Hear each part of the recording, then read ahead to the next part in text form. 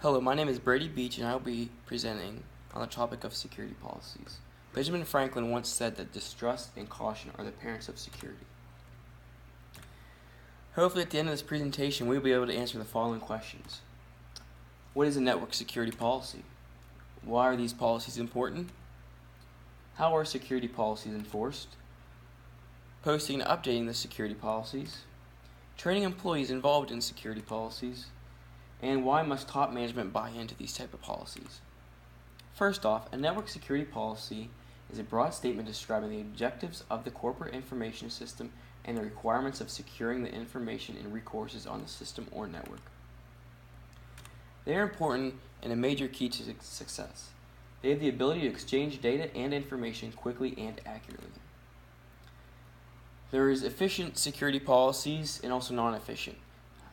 With efficient security policies comes positive economic impact, and we will discuss that later with the company Cisco. It also allows a faster way of communicating. Networks of computers enable organizations to better perform their tasks and meet the needs of their customers.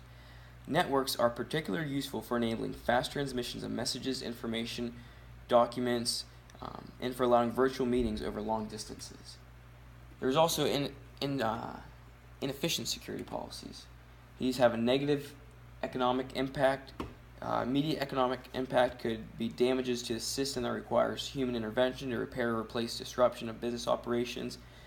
There could be long-term economic impact, which can include a decline in market valuation, erosion of investor confidence, decline in stock price, or even reduced goodwill value. With inefficient security policies comes the possibility of failed or hacked systems, and we will also discuss this later on. Security policy enforcement. The numbers and types of individuals who pose a threat have increased. The skill level required to attack systems has also declined. But with this comes substantial consequences. Those who get caught trying to hack into security policies and get into networks may face jail time or multiple fines. Posting and updating security policies. Updating security policies are important to avoid threats. Like we talked about earlier, which can have negative impact. There are external and internal threats. With external threats comes hackers and thieves.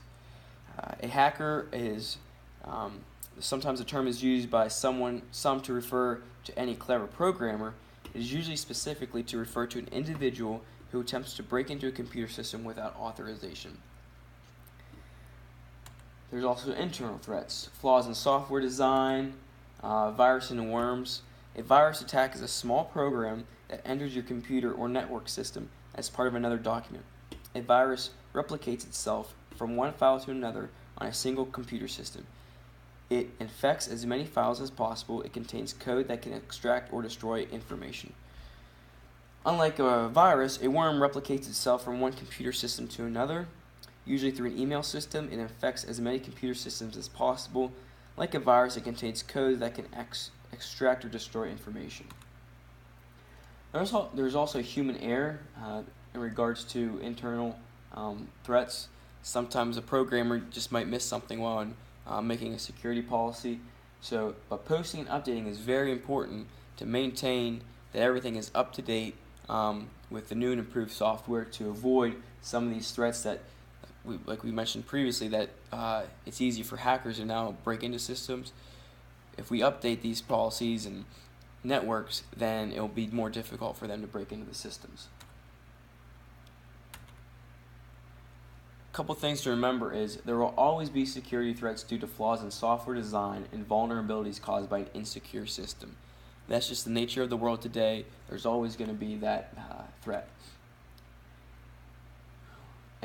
Security policy enables fast transmissions of messages, information, documents, which I said earlier. So that's another reason why we have to post and update these policies. Just because, just like in iOS, there's always updates to the networks and systems that we just have to keep them up to date. Training employees. Hiring network professionals is a major part of today's society. But when hiring network professionals, we have to make sure first they are trustworthy, reliable employees. A major concern sometimes regarding in hiring network professionals is actual training them. So we have to make sure we train them in company network policies, procedures, documentation. We have to make sure that they know that unauthorized access into network terminals would result in a breach of contract, and they would it'd be prohibited, and most likely they'd be terminated from their job. We have to make sure that new hirees know that they must report any suspected security breaches immediately. And in the realm of global business, data communication, things continue to change and do so rapidly. Employees should be updated on new policies and procedures as often as necessary. Maybe have a monthly team meeting, a quarterly meeting, weekly meeting, anything. When new systems come out, everyone involved with that must be known, and that information needs to be known to them